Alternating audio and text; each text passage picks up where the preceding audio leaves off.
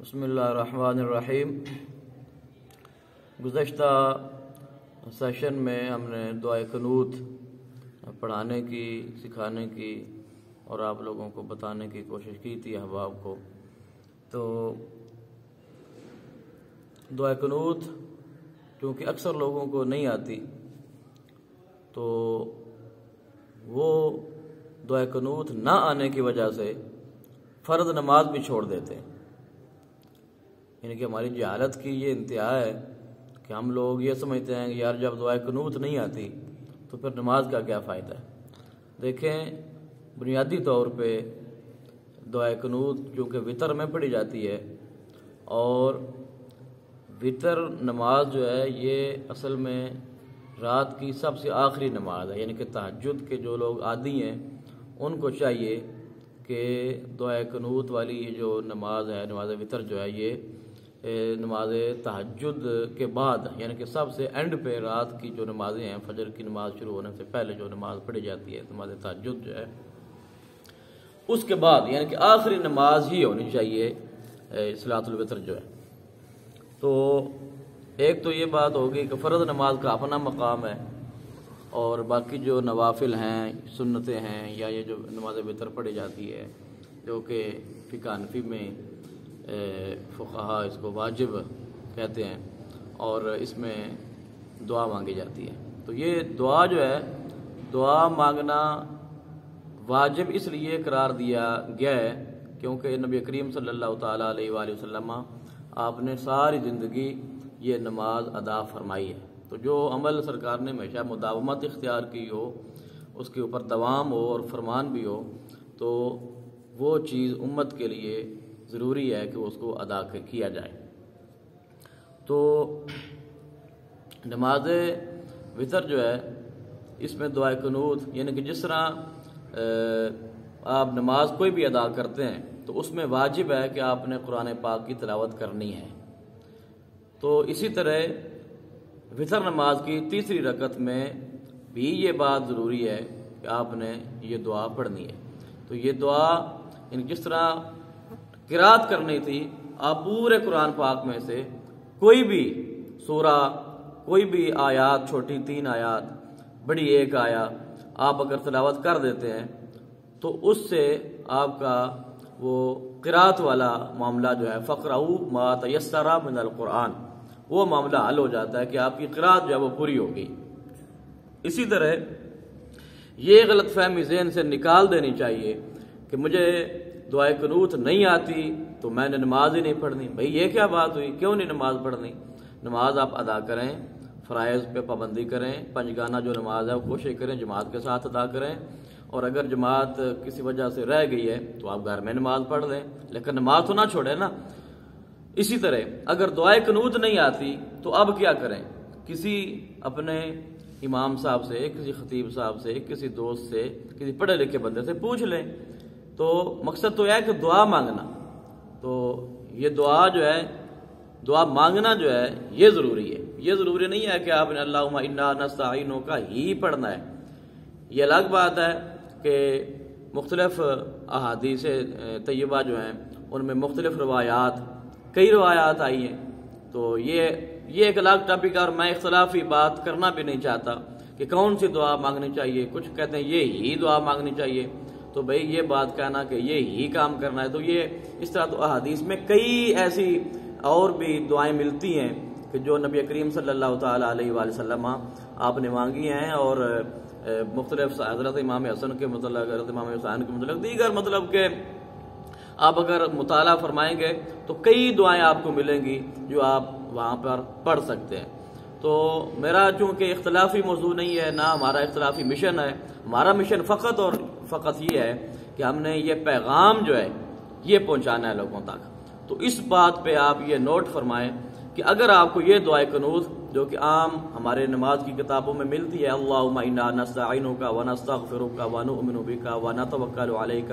ونثنی علیک الخیر ونشکرک ولا نکفرک ونخلع ونترک من یفجرک اللہم ایاک نعبد ولک نصلی ونسجد والیک نسعی ونحفظ ونرجو رحمتک ونخشی عذابک ان عذابک بالکفار ملحق۔ اگرچہ یہ صحابی رسول حضرت عبداللہ بن مسعود رضی اللہ تعالیٰ عنہ آپ سے یہ روایت ہے اور ہم یہ پڑھتے بھی ہیں، فقہ حنفی میں ہماری کتب میں یہی لکھی ہوئی ہے، لیکن ہم یہ نہیں کہتے کہ یہی دعا پڑھیں گے تو آپ کی نماز ہوگی۔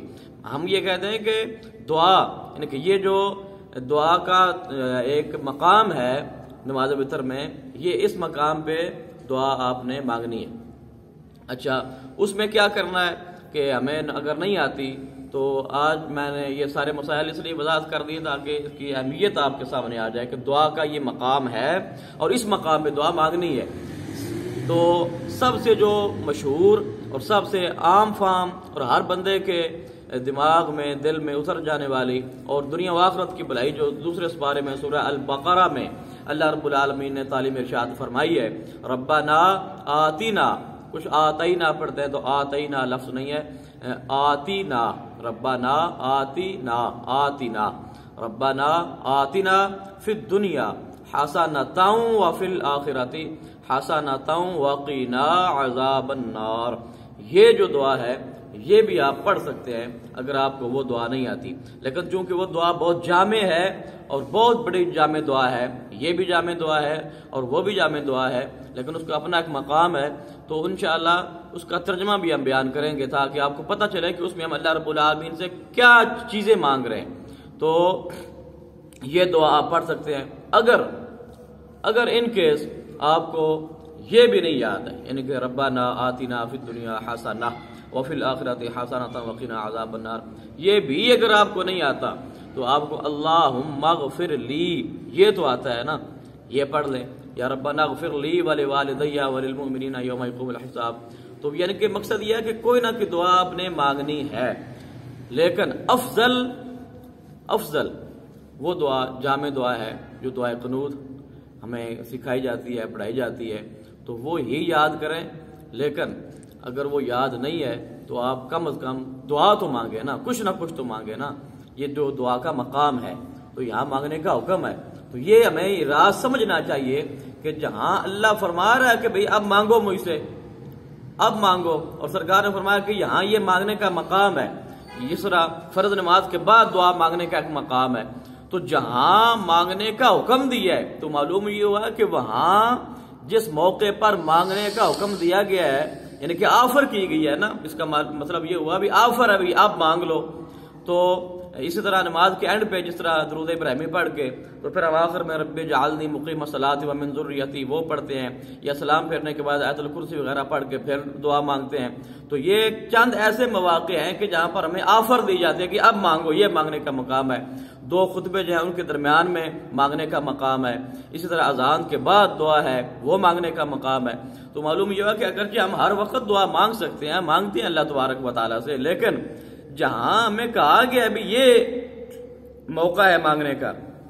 تو مطلب یہ ہوا کہ وہاں اس دعا کو قبولیت کے چانسز زیادہ ہوتے ہیں، کہ وہاں اللہ رب العالمین بندے کی دعا کو جلدی قبول فرماتا ہے یا زیادہ قبول فرماتا ہے، کیونکہ وہاں تو خود حکم ہو گیا نا بھی آپ مانگ لو۔ تو جب مانگنے کا حکم ہو گیا تو مطلب یہ ہے کہ آپ ملے گا، جو مانگو گے وہ ملے گا، لیکن شرط یہ ہے کہ ہم دل سے مانگیں، ہم اللہ کے خوف میں مانگیں۔ تو بھائی ہمارا کوئی یہ اختلافی مشن نہیں ہے کہ ہم نے مطلب کہ لازمن جو ہے وہ کسی ایک ہی چیز پہ یا ایک ہی بات پہ ہم نے کوئی رٹ لگا لینی ہے، ضد لگا لینی ہے یا انا کا مسئلہ بنا لینا ہے۔ بہت ساری دعائیں ہیں، کوئی بھی دعا آپ مانگ سکتے ہیں۔ تو دعائے قنوت کا باقاعدہ جو سیشن کیا گیا اس کا مقصد یہ تھا کہ ہم سیکھ لیں، یہ ہمارا سیکھنے کا پروگرام ہے، کوئی اختلافی یا مناظرہ یا اپنا کوئی علمی دھاک بٹھانا یا وہ کوئی الحمدللہ اللہ کے فضل سے وہ نہیں ہے۔ ہمارا تو میاں صاحب نے جو سبق دیا ہے کہ پڑھنے دا نہ مان کری تو تے نہ آکھی میں پڑھیا،